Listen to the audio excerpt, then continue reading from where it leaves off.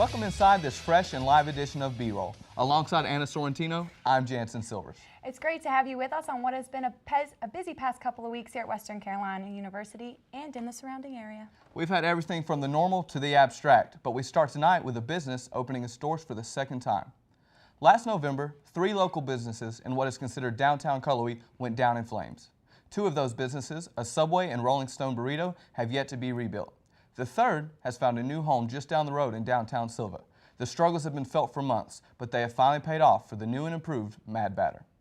Food, beer, and good vibes are all things you can now enjoy at Mad Batter Food and Film and their new location now located on West Main Street in downtown Silva. Mad Batter was forced to move out of Cullowhee due to a fire last November. Mad Batter has become better than before, increasing the size of their menu and square footage. The new restaurant has what it needs to keep more customers coming. The theme of it, the feel that you get, it really stands out from Cullowhee as a whole. And this is the first time that I've been to the Mad Batter since it's reopened. This is the grand opening, so there's definitely a change, but when I'm eating, I like how they have different varieties of music. I like how the setup is. Mad Batter will now have classic films playing while you eat. To find the reason for this, we went to the source, Jeanette Evans, the owner of Mad Batter. Yeah, we're excited about that. We think of ourselves as a restaurant that serves movies, not a theater that serves food. A restaurant that shows movies and not a theater that serves food. So we're excited about being a restaurant, but I think the movies are a fun little element to give people something to do. The new location has been seen as a gold mine linking Dillsboro to Silva and Cullowhee, and hopes are high to improve business. When, after the fire and we were looking to relocate, I looked in Cullowhee, but there just really weren't many properties in Cullowhee, and so once on the doorstep of WCU's campus, students now have to drive to enjoy. I kind of miss the fact that it's near the university. Yeah, and I don't have a car, so this is like a trip. Mad Batter Food and Film is now open on regular schedule and can be found at 617 West Main Street in downtown Silva. That's quite a different taste coming from Mad Batter. You can stay up to date with everything Mad Batter Food and Film has to offer by liking their Facebook page. Moving to college should mean starting the path of adulthood, but growing up doesn't always mean letting go. For Western Carolina University students, school can be challenging, and they revert back to their virtual world of video games to take the edge off. The gaming club at Western Carolina University had its gaming tournament on Saturday. Many players came together to share a love for video games. Gaming Club President Kyle Smith says that it's a fun way for students to relieve stress and connect with others who share the same passion. The Gaming Club is just a group of guys that get together twice a semester and hold a tournament to share their passion for games. It takes place because we feel that the people in the community and college students need a break and stress relievers for school, and it's always fun to play games. There are many video games played at the tournament, including many popular titles. The games played at the tournament is wide variety. We have League of Legends, Call of Duty, Injustice, Gods Among Us, Pokemon, and Wii Sports. The winners of the games receive not only bragging rights, but also a variety of prizes. The awards we're going to receive is dependent on each game. Prizes usually range from $10 gift cards up to $60 headsets. Those are decided by each game. Whoever places first will receive prizes, usually in a tournament bracket. If you missed the tournament on Saturday, Smith says it takes place twice each semester, with only a $5 entry fee that goes toward prizes and equipment. For more information on these gaming events, check out the WCU Gaming Club. Recently, a noted film company, Committee Films, came to Jackson County to film a documentary on Judaculla Rock for the History Channel. But this rock is anything but ordinary. It has roots that run deep into the history of the Cherokee Indians. Our very own Cherokee language professor and Cherokee elder Tom Belt explains the true origin of the stone. The central part of Jackson County, North Carolina, along what is Caney Creek, sets a very large soapstone boulder that has petroglyphs and some sketches of various icons. Corn is represented, a hand is there. But to the Cherokee people that live here, stories have been told for generations and generations about a giant being that lived here. And in Cherokee, his name was Juthkala. His name, Juthkala, refers to a verb in our language, which means two long, solid objects that are leaning. And the story is that the pupils of his eyes weren't round, but they actually slanted like that before human beings came. His purpose here was to steward all of the animals and all life here. And he'd been here since the beginning of time. So that when human beings came here, it was his time then to leave. His responsibility became to teach them before he left all that he knew about how to also become stewards of the land.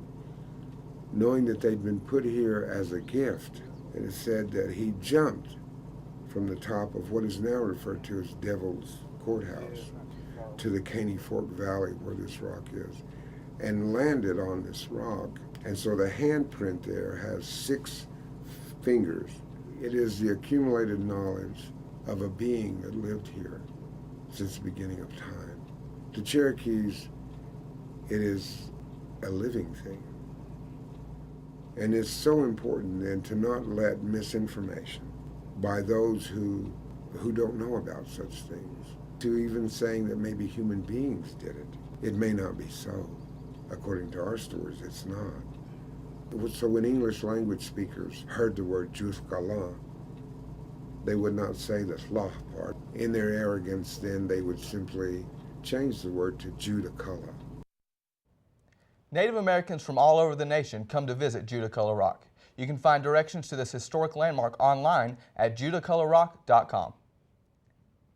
With the blockbuster superhero movies, such as Captain America, Iron Man, and the Avengers, comic books are as popular as ever. On and off the pages, comics have brought Western Carolina University students together to share in such a passion.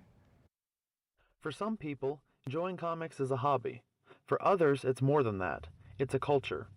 The comic book craze has become very popular in recent years, with more comic-based movies and conventions. Comic fan Aaron Ashburn tells us about his experience as a part of this fascinating culture. I guess it all started when I was a kid. There was, the old superhero shows in the 90s. Comics has been instilled in me since I was a child. There are 2 major comic book companies, DC and Marvel. They both offer different characters and storylines. Ashburn prefers Marvel because he says the characters are more relatable. Tony Stark, who his father never loved him as a child or whatever, he was a self-made man. DC has characters like Superman, who, how are you supposed to relate to Superman? Comic book movies have become popular recently, with titles such as Avengers, Captain America, and Iron Man. The Iron Man series was a disappointment. Captain America and Thor have both been fantastic so far. I'm scared for Avengers 2, and I don't know what DC thinks they're doing with Batman and Superman. Fandemonium is a comic book store in Silva with a large selection of books, clothing, action figures, and other memorabilia. In Fandemonium, we found a flyer for Heroes Con, taking place in July in Charlotte, a comic book convention where fans from all over the state gather to share their love of comics. CJ Bland tells us why conventions are unique and fun activities. You have a lot of great people. You have people dressed up in costumes, and if you're dressed up and you see another person, it's like you're dressed up from the same thing. You're like, oh, we got to take a picture together. And especially whenever things you like intersect, like you can have Boba Fett and Captain Kirk meeting each other, and you're with people who care about this stuff as much as you do. The world of comics is an interesting culture, full of dedicated fans like Ashburn and Bland, and with comic conventions taking place around the country, there are many opportunities for fans to come together and share what they enjoy. Here at Western Carolina University, fans can get involved with the Comic Book Club, who are putting their own convention together for 2015.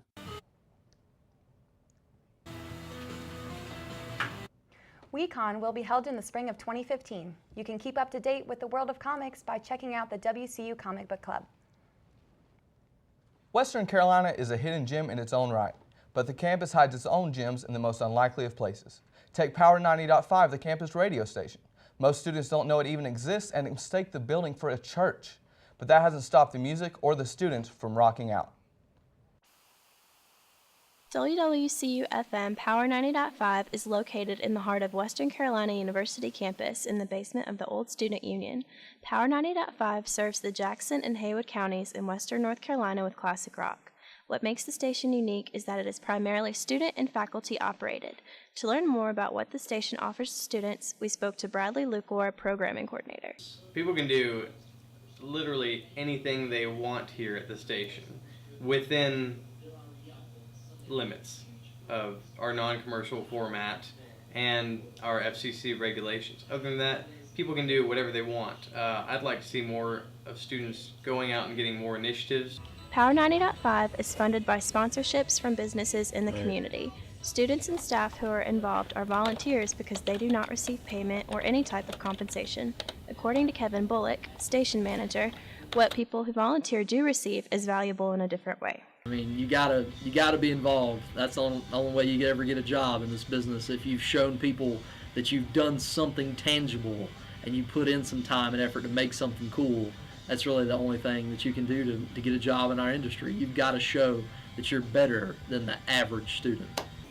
During the day, Power 90.5 airs classic rock. However, starting at 4 p.m., the format changes to individual shows. Students are encouraged to bring different genres to add variety to the station and better serve the college audience.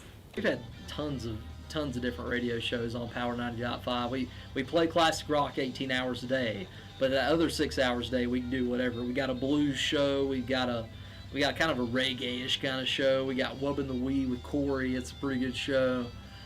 Country, pop, we got a rap show.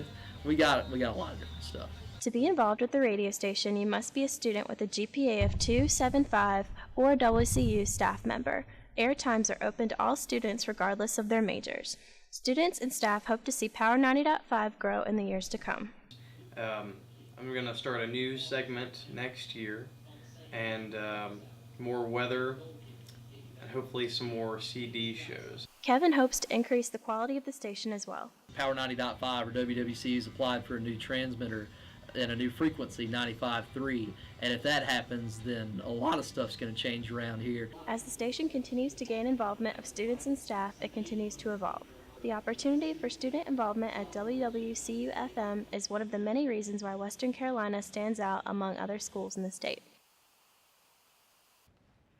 You can get involved with Power at the beginning of the fall semester. Around here, WCU notoriously stands for We Carry Umbrellas. The weather's bipolar to most and annoying to some, but the seasons have finally got their act together. Ask students about taking advantage.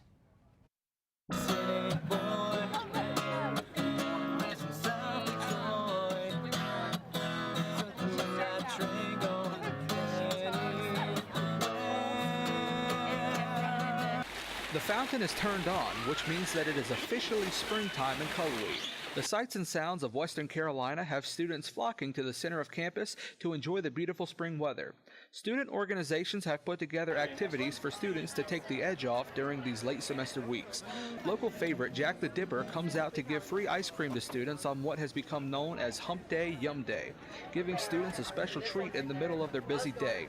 The line of hungry students wait anxiously as Jack the Dipper owner, Tony Jack Strout, brilliantly folds his warm homemade waffle cones. Strout expressed his feelings to us on how much he loves coming to campus. I have a blast. This is one of my favorite things to do. You notice I don't send any of my employees to do this. I mean, I have fun doing this. There was also an opportunity for students to rent puppies. This was put on by a group of students to help raise money for the Cashers Highlands Humane Society. Tanya Dickey, the assistant manager, was really happy with the turnout. This has been amazing. We have had such a high success. The team has been awesome. They've raised us a lot of money. We've had a constant line. We've had all 6 of our dogs constantly filtered out. It's been wonderful. Whether it be renting out puppies to support a community organization or a frozen treat in the afternoon, there will be plenty to keep you busy on campus, which should make for a great spring. The spring semester is coming to a close for students, but Western Carolina University's baseball and softball teams still have work to do. Jansen Silvers has the rapid recap from a busy weekend in Catamount Athletics. Jansen, how did they do this weekend? Thank you so much, Anna. It was great to see you out there. The Western Carolina softball team went on the road this weekend to face the Chattanooga Mocs. Unfortunately, this weekend wasn't the best for the Lady Cats as Chattanooga swept them in a very competitive series. The Western Carolina softball team secured the number 6 seed in the SoCon tournament and will play the number 3 seed Furman on Wednesday, May 7th in Greensboro. Back home in good old Cullowhee, the Catamount baseball team took on arch rival Appalachian State in what would be their last ever regular season SoCon series. Western Carolina needed a good weekend to grab the hold of the first place in the conference, and they did just that by sweeping the Mountaineers in style. The 3 wins have now put the Catamounts atop the standings in first place of the Southern Conference, and they're on a 6-game winning streak. The Cats with Bats take on Georgia Southern this weekend before finishing the regular season against Davidson. Be sure to keep your eye out for the Catamounts when the SoCon tourney begins on May 20th. Shift to the upcoming football season. The Western Carolina football team has been far from a storied program in the past. Mark Spear is entering his 3rd season as head coach, and the players are hungry for success. The fans have seen 2 home conference wins in the last 5 years, and they want to see a quick turnaround. Rebuilding will take some time, but from what I saw at the annual spring game, things are heading in the right direction. It was a beautiful sunny and 75-degree day in Cullowhee, North Carolina this past Saturday as the Western Carolina football team played its annual spring game. The beauty was matched only by the day's unseasonably warm temperatures, giving the players plenty of reasons to drink up. The atmosphere for the game was electric compared to the past years, and as one fan says, it was triple the people that were there his freshman year. The game's format this year was purple versus gold, with the number 1 offense and 2 defense teaming up against the 1 defense and the 2 offense. The starting offense was off to a slow start in the first half as the gold defense was on lockdown. At halftime, assistant strength and conditioning coach Dan O'Connell was excited by what he was seeing. I think the game's going pretty well. There's lots of competition out there, which is great. Obviously, the weather is outstanding. And, you know, I think that they're competing back and forth. We split up the teams, offense and defense, 1s and 2s. And just to see these guys out here compete is really good for our program. After halftime, the purple team stepped it up both offensively with this Mike Helms touchdown and defensively with his Tommy Tate interception return that shot out the purple team to a 14-10 lead over the gold team. Although the purple team fought hard, the gold team orchestrated a 75-yard drive capped off by this touchdown from Eddie Sullivan to C.J. Goodman to win the game. Afterwards, head coach Mark Spear gave his thoughts. All spring, I've been proud of the way our offense has been able to run the ball. Defensively, we've done, they've been very sound, we've tackled well. I've just been proud of how this football team's grown. The football team will continue to work throughout the summer with summer workouts, and the season will officially begin within the first week of August with the start of fall camp. With sports, the history of a program or team can be encompassed by one word, and that's tradition. It's something that comes with time, but it can apply to all walks of life. And over the past 6 years, Western Carolina has found its own unique tradition that's gaining national attention. It started with reinvention of Orson Welles' infamous War of the Worlds radio broadcast in 1938. The most recent radio show, as they have been dubbed, featured the historic musical ties of Duke Ellington and the Harlem Renaissance to the music of the last 70 years. The show was Echoes of the Cotton Club, and with its success, traditional is coming alive in an extraordinary way. 5, 4, 3, 2. Students and members of the surrounding community all came out to the Fine Performing Arts Center on the campus of Western Carolina to see Echoes of the Cotton Club. Students and faculty collaborated together to bring the classic sounds of the famous Cotton Club during the Harlem Renaissance to Cullowhee. Karen Tomczak, the choreographer of the show, expressed to us how her enjoyment of the show went beyond just the dancing. The exciting part for me with Cotton Club was being the spark that got us Mercedes Ellington to join us. The Cotton Club had an illustrious 70-year run which spanned many important events in American history. This made it difficult for music directors Bruce Frazier and John Henson to pick the perfect arrangement of songs. Despite their hard work, Henson told us what he thought was the biggest payoff from the show. Oh, that's easy. It's watching the students perform. To see them come together and perform and do that show and be excited about what they've done and do it on the level they did, I think they performed very well. that's by far the most rewarding part to the whole thing. Echoes of the Cotton Club is the 6th installment of radio shows that are put on at Western Carolina. The show's producer, Don Connolly, told us how these shows got started. War of the Worlds was to be a one-time thing. We do it and we're done. And after the show, everyone, including the chancellor, said, "This was incredible. What are you doing next year?" And it was like, next year? You want us to do this again? And so we started looking for, and we all agreed it had been fun. And as a team, we had always said, if it stops being fun, then we walk away from it. In past years, the team of Connolly, Tomczak, and Frazier have put on shows such as Dracula and Tarzan of the Apes. But which one takes the cake for Connolly? I think the one that I enjoyed the most was Dracula. We had a wonderful young lady that had a scream like an air raid siren. I mean, it would just cause people to flinch and jump. Grant unto her, we beseech thee, dear Lord, thy mercy and everlasting peace. Amen! Amen! Amen! When they drove that first stake and she screamed, the gasp from the audience was just 5 stars. It was like, gotcha. Through everything, the Cotton Club was a huge success, but that success rang true offstage as well. I'm so glad of the friendships that I've been able to develop outside of just my department. And on such a huge campus, I think it's great to really step out and get to meet people and work on different things. This team just made a show that spanned 90 years. These radio shows have become a tradition here at Western Carolina, so what can we expect next? I will give you this answer. We have already held meetings about it, and we don't talk about it until we release it. Western Carolina, stay tuned. I'm now joined by one of the Catamount singers from the show, Mary Weedle. Mary, what was the most exciting part for you in taking on the Cotton Club? Well, this is my 2nd year being involved with the Catamount Singers Electric Soul Group, and I think the most exciting was just having so many different facets of the school coming together to make a performance that was just very fluid. Now, is it true that the choreographer Karen Tomczak had to actually teach the singers how to dance?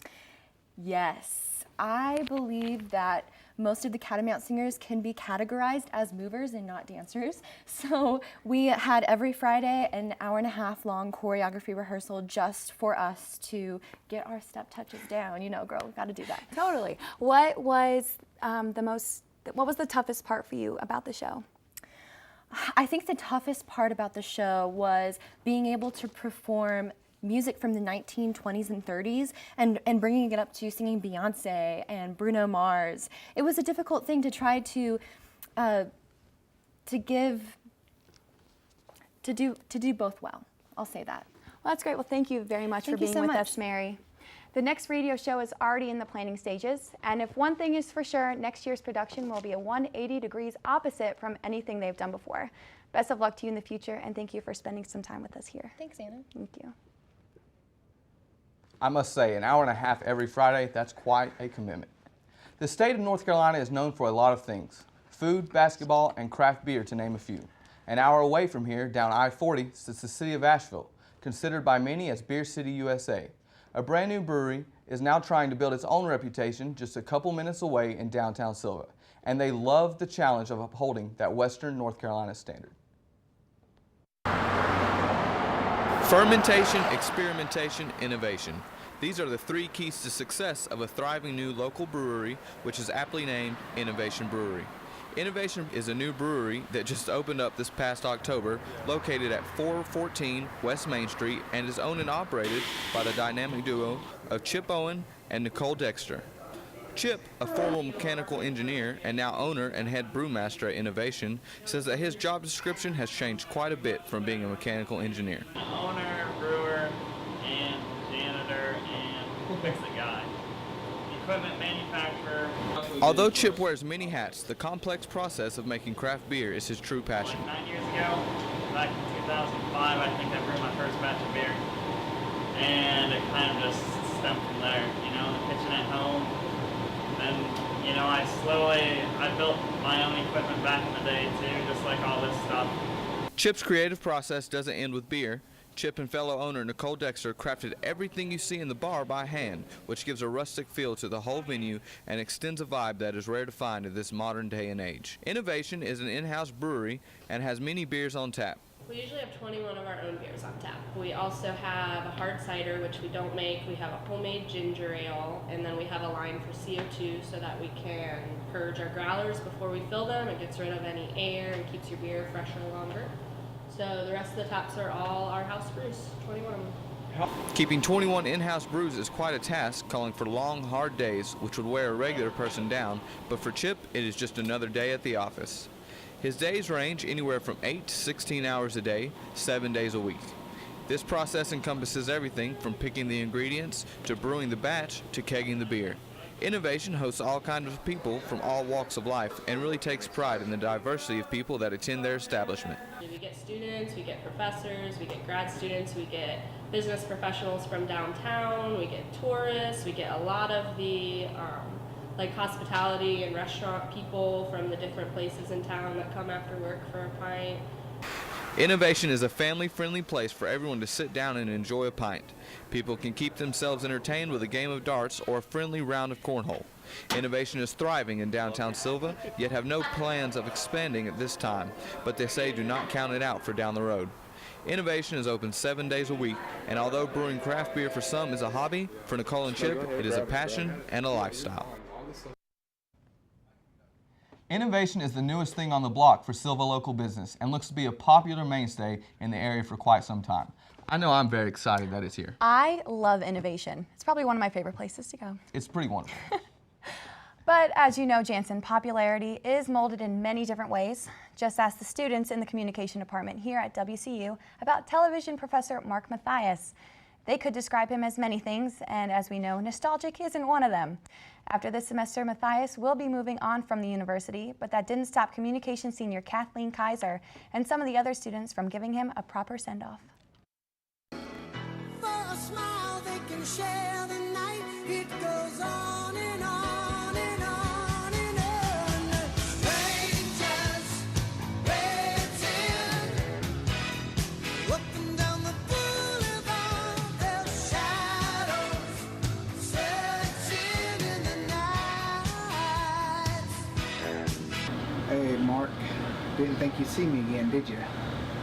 Well, I just wanted to wish you all the best in your future endeavors and just let you know that I appreciated everything that you did for me inside of class and outside of class and as an advisor.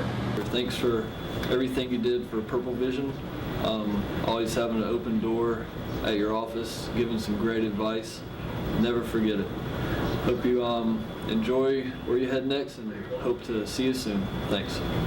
Mark Mathias was probably the most influential professor I had here while I was at Western Carolina University. Without you, Mark Mathias, I would not be where I am today. You were my advisor. You know, you were one of the first people that I ever saw. Mathias, just wanted to say that we're going to miss you very, very much here. I know I am. I remember my first time walking into TV1 and no idea who you were. You didn't know my name, but now, 2 years later, you do know my name. It's been a pleasure working with you. It's been a pleasure having class with you. You've been one of my favorite professors here. Mathias was probably one of my favorite professors out here at Western Carolina in the Department of Communication. He seemed like he had potential, like he's seen the potential in me, and that really means a lot. The biggest thing is that everybody really believes that you believe in them, and I think that helps us as students because we don't feel like we're just being taught, like we feel like we actually have a role model there who actually cares, and I don't think there's enough teachers who do that. Been on many adventures, the Alabama trip, which he will always give me hell for, all of the Purple Vision stuff, the Vegas trip, the Alabama trip, going to the WLS studio, going to Atlanta. We've been through so much together. I know I can drive you crazy sometimes, but I know that you still really enjoy having me in your classes because I'm a lot of fun, and you're a lot of fun too. You've inspired me so much because you're very passionate about what you do, and it makes me passionate about doing it. There you are with your incredibly dry sense of humor, which just won me over. And I thought, this is gonna be cool. I've got a cool teacher, I've got a cool studio, I'm excited. And on my way out the door, I tell you how excited I am to do it, and I go to shake your hand, and you just look at my hand. And you look back at me, and you say, what are you, contagious or something? Good luck in everything you do, and I wouldn't be here if it weren't for you, because You've showed me how to do things on and off camera, and anytime I've needed advice. You look at sports at a different aspect than just watching it as a sport. You made me look at it as how I want to view it, how I want to produce it if I ever go into TV. One of my favorite professors here. As soon as I walked in the door, like I knew it was gonna be my favorite professor. You're the only class I really like going to. I love this class. And but no doubt, it's like, not you're going to be the same. He gave me the passion for the industry and really showed me the way, and I'll miss him very much. Because you're a really great teacher, and you'll be greatly missed by a lot of people here. And I couldn't ask for anything else in a professor and in a person. So, Mark Mathias, thank you very much. It's just really good having class. So good luck. And I'm really going to miss you a lot. My goal the whole semester was to just do a good enough job that you would want to shake my hand. And that was important to me. So I'm so happy that I got to spend some time with you, learn from you, and just be around you. Thank you so much, Mr. Mathias, and you will be missed so dearly. You will truly be missed, and good luck in everything you do. Thank you so much.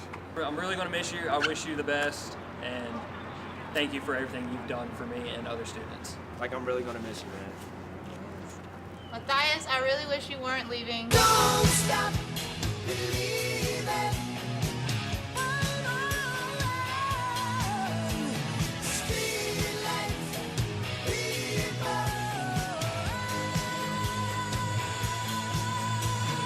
Don't stop believing. From all of us here in the studio and in the comm department, we say this to you one last time, Mark Mathias. Don't stop believing! That's going to do it for this edition of B-Roll. I'm Anna Sorrentino. And I'm Jansen Silvers. And I gotta say, Mathias, be a normal guy. Shave the beard. I wouldn't say that because I actually like the beard. What? Have a great night, everyone. B-Roll out. Woo!